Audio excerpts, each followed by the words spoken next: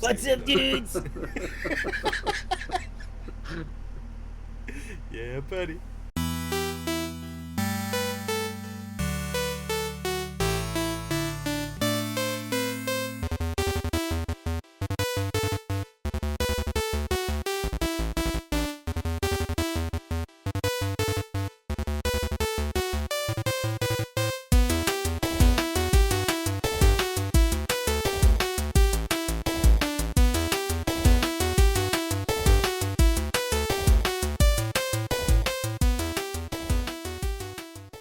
So we continue the story of Ethan Winters and his wife Mia. They now have a kid, Rose or Rosemary. And the game starts off with him leading his life, and Mia still Mia. We're just gonna leave it at that. And then Chris Redfield boulder punches his way through the front door and kills Mia, and that's where the game ends. That's where the game just ends. Ethan's so upset. Just stops there. No, I gotta say on that bit, did you click that wasn't Mia at that point? Probably. I kind of thought there was something up, yeah, like it was. Yeah, she was very catty prior to that, like when he was putting the baby down and stuff like that. And I thought, something's not quite right here. Something's not quite right. Well, having never played 7, I don't know how she was in that. Oh, okay. But just for how it was, like it was obvious there was going to be something to it. Yeah, definitely.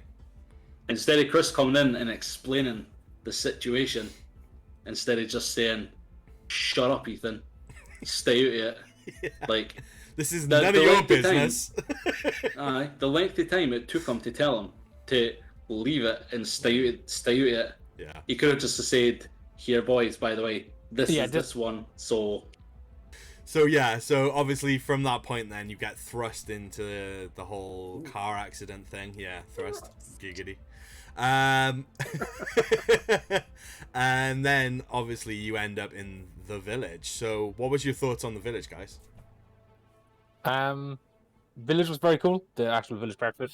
I like that it kind of opened up a bit, but I kind of wished it was a bit more open still, or a bit more to it. Yeah, I agree there. Mid to late game, it was nice to go back and finally get all the shit. But as the village itself, it was pretty cool. Have you platinumed it, Chris? I've 100%ed it on Steam, but I haven't gone back to it in PlayStation 5 since I did the playthrough stream in it. But yeah, I've got 100% in it. Oh, very nice. Very nice. I think I have like 69 hours in it, giggity. Hey! All about the giggities. I have 60 hours. So it took me 60 hours to get it, and that's 60 hours well spent. But yeah, no, the village was pretty cool. I liked it. It was atmospheric. Like the soundtrack was pretty good in terms of like setting the atmosphere. It was nice to be in a different setting for once, I guess. I know we've already been in a village in like Resident Evil 4 and whatnot, and like some other branch in Resident Evil games, but I just realized I'm still wearing the balaclava. Fuck it, we're in it now. We're staying in this. Yep. It was nice. It was a nice change. It was nice not to be in a city or a suburb of a city. It didn't feel familiar, so like I was like, oh, this is pretty cool. I gotta be fair, the atmosphere of the village itself gave a very different vibe from any of the Resident Evil games that I've played, because I actually haven't played 4, so I that was my first sort of thrust into a village situation. Yeah, it's a good mix of Resident Evil 4 and Resident Evil 7. Like not 1-to-1, but like it has the elements of Resident Evil 4 and Resident Evil 7. So it kind of builds on the good points of Resident Evil 4 anyway, and for what 7. Yeah, it definitely has like the core elements there, but kind of boosted up a bit. Yeah, which I thought was awesome. Like I thought the village itself was very cool in the sense that it's very central. Like you always end up back there. Yeah. And every time you go back, there's something new you can open or something, some new path. Yeah. But like I liked how it somehow felt open but still claustrophobic in a sense.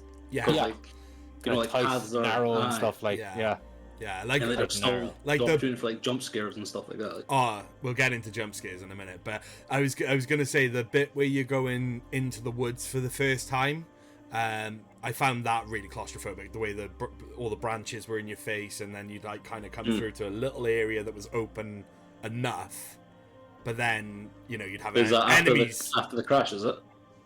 No. Just heading to the dollhouse. Yeah. Oh yeah.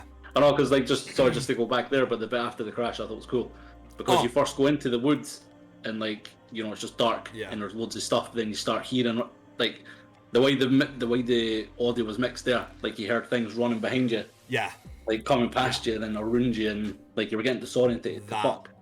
That was truly, I gotta be fair, like Resident Evil 7 I thought nailed it a lot with the atmosphere, but I think Resident Evil Village did it so much better again. I thought the sound design was incredible, because there'd be parts where you'd be like, I can hear something but I'm not entirely sure. I know it's behind me, but where, I'm not sure. The sound design in the Resident Evil engine for the most part is like 95% of it, but there's a 5%. And this is going to Resident Evil 2 remake, like Resident Evil 7, Resident Evil 3 remake. While it's great, sometimes it's very hard to differentiate where like an enemy is. Like Mr. X Stomp in Resident Evil 2 was like, is he upstairs? Is he left of me? Is he right of me? Yeah. So like the soundscape is good, but it's just like it's a bit hard to tell, which room they're actually in. In terms of atmosphere and like creepiness, Resident Evil Village did a good job of mixing the both, but I think Resident Evil 7 still had a bit more tense atmosphere. Yeah. And I guess that's because there's a lot more action in Village. Yeah. But I think that part of the game heading towards the dollhouse and dollhouse itself is probably the most spooky, I think, for everyone. Oh. Aye. I think no one was expecting that. Aye, that was definitely a pace changer there. Like, yeah. Like, I definitely kind of slowed the game down. Like, at first, when he was like, oh, I've woke up and I've lost all my shit, I was a bit like, ugh. Standard. But then it made sense. Then I was fucking delighted that I'd lost all my shit. Yeah, absolutely. And I mean, let's talk about that level for a minute, because I don't think I've ever actually been so scared in my life of a game than that bit with the baby, the giant when it first appeared slug thing. Honestly, I had a moment where I heard a baby cry and I was like, okay, that's a little bit creepy. And then literally in the doorway, as you know, it comes out. I genuinely needed a fresh pair of underpants. I was like, I can't. That is actually horrible. Like, I'm glad it went the way that level did, because I thought it was going to turn into a fucking run and hide game. Yeah, I thought. Yeah, fair enough. Like, you do have to hide a couple of times, but like it's not the core bit of that section. No. So I was like, after you unlock the door and there's a locker, I was like, oh, what's in this locker? Is there gonna be a help or something? And then I realized, wait a second, this is big enough for me to enter inside. So I went inside and it was like closed door, and I was like, ooh, I hate that. I don't like where this is going. I do not like this. Exactly. And oh man, that was horrid. In every way, shape and form. It really was. It disturbed me for a little bit after that as well. I just thought, no, that's just on all kinds of levels. It's this bit of the game that makes me not want to play it on Nightmare, because I can't imagine that thing being any faster. Or even just doing that part again. Yeah. It's actually, honestly, it's probably the easiest part of the run. Is it? Yeah, it's because like all you have to do is just remember the stuff and just run. That's it. Just run. Yeah. Just run. It's almost like a breather at that part. It's like, really? Yeah. Yeah, it's like, oh, spooky baby, whatever, your fetus, cool, whatever. Spooky baby. Yeah, fetus, fetus. You get over it. Does spooky baby go the same speed? Pretty much. I didn't notice anything. Then again, like, I got to the point where we're just like, heard the baby cry, U-turn, and just like wait for it to run away. It got to the point where the operating table where the mannequin is, I didn't even hide locker. I just looped the baby around and ran past. Nothing else. Fuck off. It's like, and I'm like, whatever, boy. Yeah. See you later. Goo gaga. Oh my god. Yeah, for me personally, that bit was the most terrifying part of the game. It was definitely cool, and the that boss was very cool as well. Like trying to find the doll. Yeah. Dolls, and then it just jumping on you as well. Yeah. And the fact the dolls, I don't know if you ever looked at the faces, but the dolls were like shaking side to side, and they were very like, oh, okay, that's unnerving. And after seeing it recently, watching the Conjuring films, I was like, oh no, that's not good. But no, that section was very good. But that's like, That's what second. That's second before. So I'd say we go back to the main thing, the big thing that was a big talk in the game, which was the Dimitrescu castle. Yeah. The castle itself, I thought, was amazing. Like, I thought that first section was fantastic. I think they ordered it wrong. I didn't think they should have put that first. No, I agree with that statement. I think they should have put the wee fish guy first. Oh, yeah. I'm the best. Yeah. Right. I don't know if you guys remember this, but there was a Simpsons episode where he like magics up a frog, and it's in like a Harry Potter thing. It starts spewing straight away. Yeah. That's what I thought as well. Yeah. Every moment I live, it's agony. Yeah. Every moment I live is agony. Yeah, literally, that was instantly what was in my head, and I was like, wow, Resident Evil. Oh my fucking god. But yeah, going back to Lady D though, I'm shocked that ended the way it did and so quickly as well. I was expecting this whole other thing, and then it was like you said, for the hype that came with it. I genuinely thought that, okay, this is gonna be one of those things. She's gonna be chasing you around the village for God knows how long, but then obviously for it to end up the way it did, I mean, like you said, the level design I personally thought was incredible, and you know, I found the chases and the hunts fine. I didn't have any issues with them whatsoever. I thought they were quite good. And there was a couple of like tense, clenched moments where I was like, "Oh God, she's gonna get me." I mean, I didn't have that with us. No. I think her design made her less scary, and I'm not just saying that because she was a beautiful bit. Like she's a big BBW, big beautiful woman. Like Mr. X was freaky as fuck, and Nemesis was, although in RE3R was heavily scripted and you kind of knew when he was coming, like was still kind of spooky enough. Yeah. Like I felt more under pressure being chased by Mr. X than Lady D. I haven't played that in a very long time, and I haven't played the remake yet, so. Yeah. It's a Resident Evil engine thing. I don't know. Well, it's in a game design thing as well. That certain areas are just safe. So once you found which areas are safe, you just abuse the AI. It's just like, oh, you can't get me in the merchant room. Okay. Her design is awesome. I like. I've always loved tall bioweapons, like Tyrant from Resident Evil 1 remake. So I loved her design. For more than one thing's in order. Sleaze. But she didn't give me the same, like, oh shit, as Mr. X or Nemesis. Because with those, it's like, fuck, I need to backpack through like 4 fucking different rooms. Yeah. I was like around the table and back up the stairs kind of thing. That's fair. Yeah, I get that.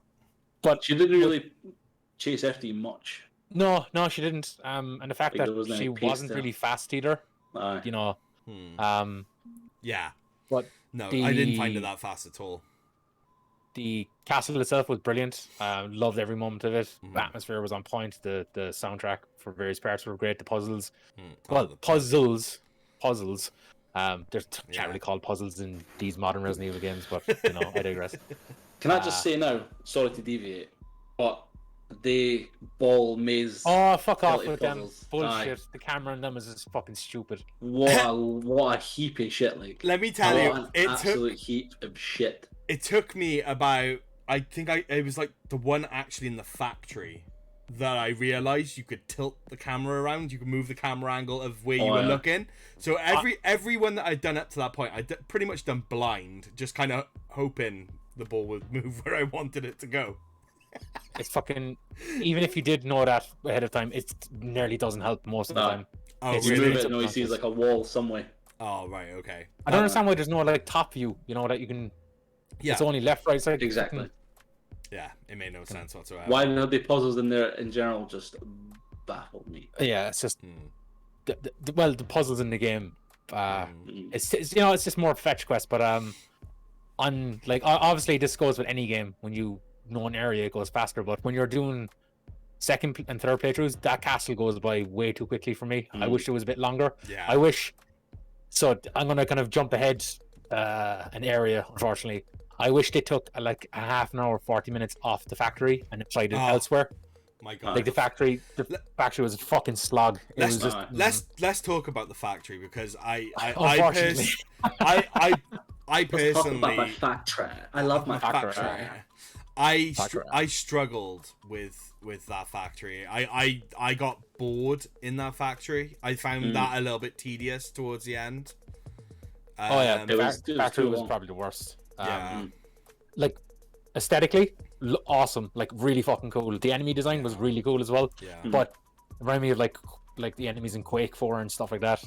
Yeah. But slogging through that it was too long. Like by the time I was half an hour in and we had like 4 different drill dudes, I was just like, Jesus Christ. And then you got the flying, what are they called? The Panzers, the flying ones. I'm just like, oh yeah. I got to the point where, and this is my tactic on every playthrough going through, flash grenade launcher, because it stuns them and I just run by them. I couldn't be fucking arsed anymore. I was just like, nah, fuck it. And then that stupid fucking boss, the Strum or whatever it is, Heisenberg.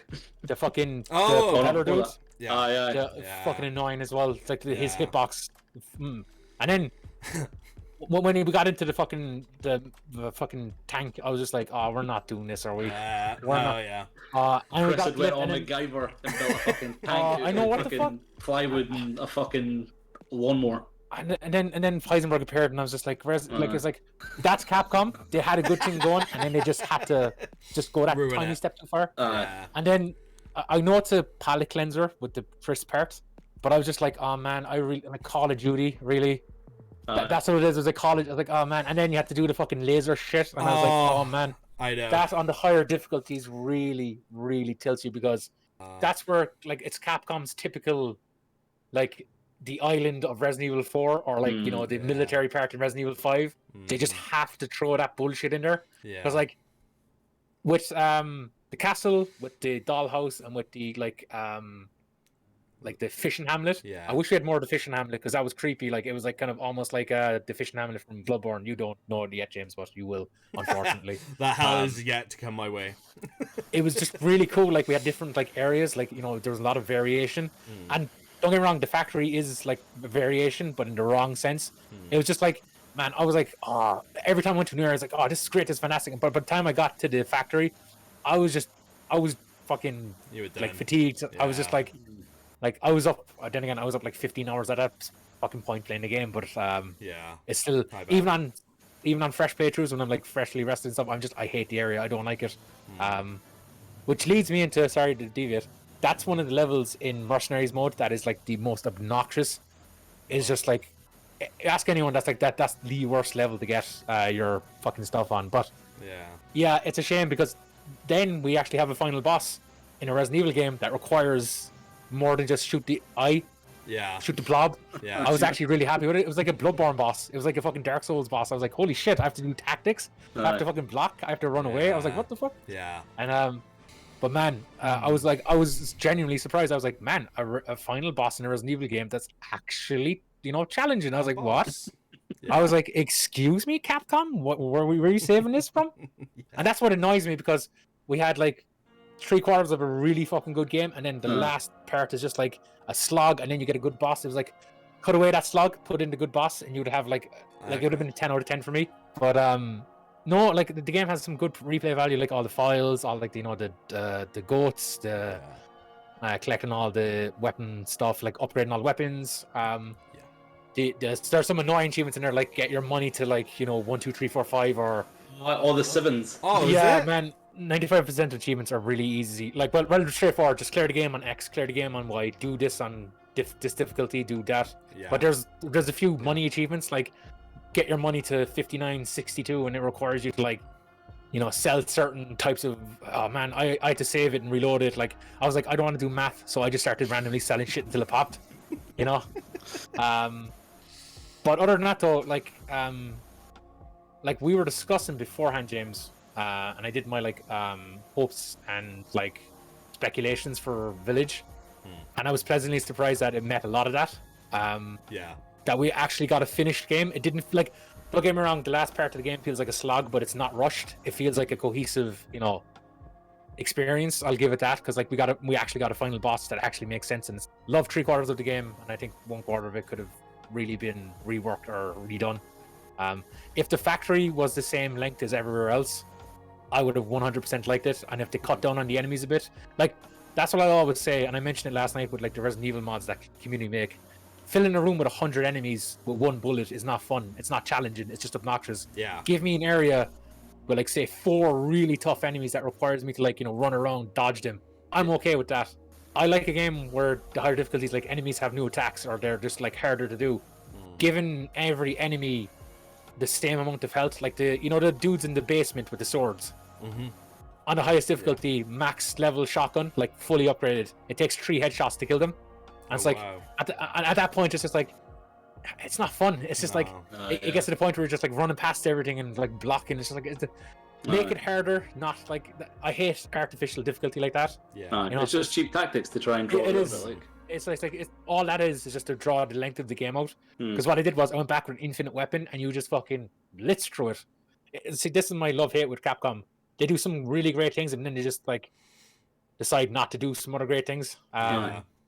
They spend Monday to Thursday doing out the game, and then the fucking weekend they fucking was like 4 o'clock on a Friday before they're finished. Fucking phoned it in on the phone. It's like, what's that?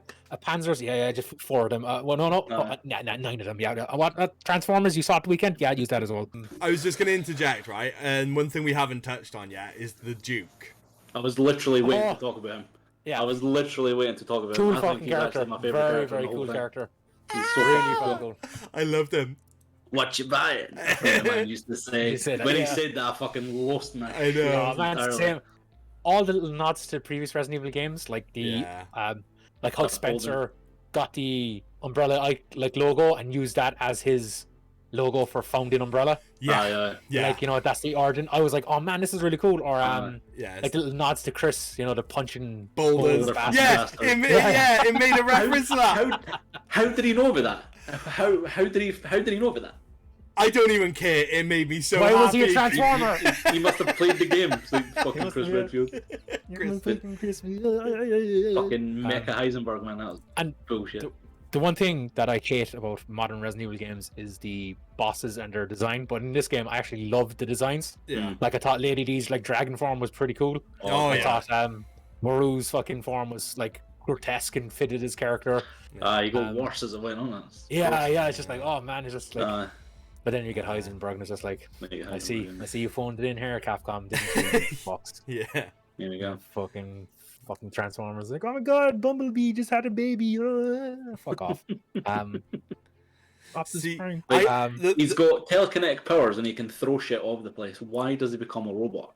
Why doesn't he just rip the tank apart and then that's it? Because it's made with an alloy that he can't use or some shit like that. Some fucking Chris Redfield steroid shit. I don't know. Fucking Ethan, no. It's like what? He's eating the dog now, Chris. And like that's the thing as well. Like, don't get me wrong. I enjoyed the story for the most part. Yeah. But man, the decisions from certain characters is stupid. Like if Chris told Ethan from the very beginning what was going on, Ethan would still be alive. Just saying. Even if they went through all that shit, Lady D would still be alive. And so would her daughters. And that's what someone pointed out. But then again, so Heisenberg. So none of the bosses wanted anything to do with Rosemary and the parts. They just wanted to, just do their own thing. Like every one of them encounters, like we don't want to. It's like Miranda's making us do this. We fucking don't want anything. We just want to live here and just drink blood forever or some shit. So that's a good little segue, actually. So obviously it leads into the ending with what did you make on that actual ending? Because I actually. No, go ahead, Jaymz. Go ahead. I'll wait for you guys to say something before I inject again. Well, personally, I thought it was very interesting because it's left it open to be, in my opinion, one or two stories, and I don't know whether they're going to continue it with both or whether they're going to just go off on a completely different tangent. I mean, it's Capcom. Who knows?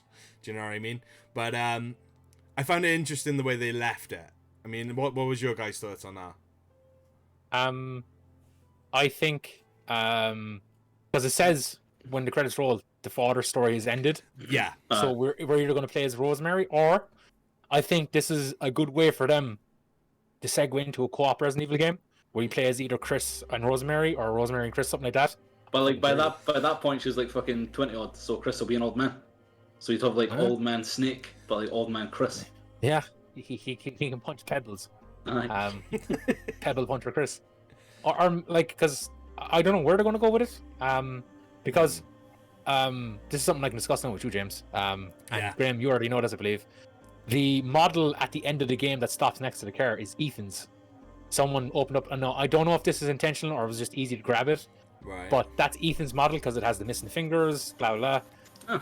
No, I didn't. I'm wondering, does Rose still have memories of him, or does she still have like some like fragment of him? Because it's mentioned that the Micey fucking thingamajiggy Atlas retains every copy of a person it interacts with. So in there's the Baker family, you know, Eve from Resident Evil 7, you know, it has Ethan in there. So maybe he's still alive within like that consciousness, and she's like communicating with him or something, or it's just Capcom using a placeholder model. But the game ends there, so she indicates at the end, doesn't she? She's like, yeah, not even Chris knows what I'm capable of. So that alludes to some kind of mystery around Rose. Is she part of the mold? Is she? What do you reckon? She's the mold. Well, technically she's like part of the molded because she's part of that like consciousness. And I think that's how they put her back together again, because you know she was in pieces. She was. But I don't know where it's going to go. I personally like the ending. It's nice for a Resident Evil game to have an actual good ending. Like I like that one, you know. It was very cinematic. Two, we got to have like a, you know, a continuation, like what's going to happen next. Because at the end of Resident Evil 7, there was no like, it was just ended kind of thing, you know. Just in the helicopter, yeah. Also, can Resident Evil games stop ending, leaving in a helicopter? Can we just stop, please? Because like every Resident Evil game ends in a fucking helicopter, like every single one of them. But no, I like the ending. Like I said, it was weird because like I was with the Heisenberg factory in the boss fight and the kind of Chris part. I was like, okay, the rest of the game is gonna be shit. But we got a good boss fight and we got a pretty good ending. So I was like, damn, okay, Capcom, I see what you're doing. Yeah. I wonder if the DLC is going to be expanding on the Lords maybe, or if it's going to be more dog shit like they pumped out in Resident Evil 7. I mean, it'd be interesting you'd be surprised to see. at that. Yeah, it'd be interesting to see it because is it the BSAA? No. Because they were referencing them to do. Yeah. To doing the. Chris is not with them anymore. No, but they referenced at the end in the helicopter, that they were obviously using bioweapons as well. So I'm wondering if they're going to expand on that a little bit too. What I just hope they didn't do is the whole movie thing, you know, where they give Alice all the powers and she starts fucking just tanking shit. But then they turn her into some fucking massive thing, and then they go that way. She's gonna be She's gonna be the second Transformer. She is in the game. They turn her into some kind of mega mold, and then she goes to Europe and blows everything up. This is Capcom though. Like they have a good thing going, so they're gonna have to make a shit game next. Yeah. You know, it's just what's gonna happen. The biggest part of DLC is going to be mercenary stuff, and I think Reverse stuff's going to be included as well. I don't think they're going to expand on the campaign at all. I think I wishful thinking, but I don't know. You know, because like apparently they don't plan on DLC, which is fucking stupid. I think that's just a ploy. There's definitely like room for prequel stuff for the four of them. Like definitely where they were before, and their whole like transitions into who they become. Like definitely that would be decent, because even then I just need to do like half an hour, 45 minutes of gameplay. Completely agree. Oh my god, like we just talk about Heisenberg, like to see kind of where they all, like, because like they were all experiments, like who they were before, exactly. And then they were all experiments, and then they all became. So ultimately, we agree it was a good game. Yes. Oh yeah, 100%. A solid 9 out of 10. Yeah. Yeah. Absolutely. Yeah, I'm hovering between 8 and 9, and it's purely just for that last part of the game that really slogged it down for me. Yeah, 8.5. It was. I was very chuffed with it. I mean, like, it's very rare for me to sink that much time into a new Resident Evil game that I like. like I couldn't stop playing it. I kept playing it and playing and playing it. So well done, Capcom. You did a stellar job. I wish you'd tone back on the bullshit. Focus more. I know they're doing it for like the varied fan base that don't know how to play video games and stuff. But I mean, it's brain dead. All you have to do for that fight is hold down the machine gun and then press the fire rocket button every so often. It's just like, and then you're on foot and it's just like, there was again, like there was very little kind of pressure.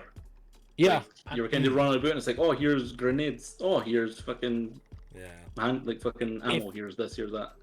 If you were to isolate that part of the game, remove all names, remove all voices, and I was to show someone like gameplay of that, like what game do you think this is? And Resident Evil would not fucking come to mind. No, definitely not. No, definitely not. But it made it better by the fact that it had all the lore and all the different kind of stuff like that, and it linked in. So, but yeah, no, like I said, I completely agree. I thought that was a fantastic game, and I am looking forward to seeing what they do with it next, because this is Capcom. It's always a bit of a circus. Do you know what I mean? Oh god, it's a fucking roller coaster. Like, yeah, great game, Capcom. Thank you for actually. And they explained the Lycans and the vampires and what they were all about. They're not just werewolves and vampires for the lols. No. Yeah, they're zombies mutified. Yeah. Mutified. Also, Capcom, stop giving certain countries / game stores exclusive rights to your collector's editions, please. And make them cheaper. Nice. Yes. There you go. Just for me. Absolutely. Nobody wants a jacket. Just make us cool stuff. Yeah. Excellent. Well, there we go, guys. On that note, we'll leave it there. So, thank you very much for watching, and we will see you on the next one. Bye. Thanks. Bye.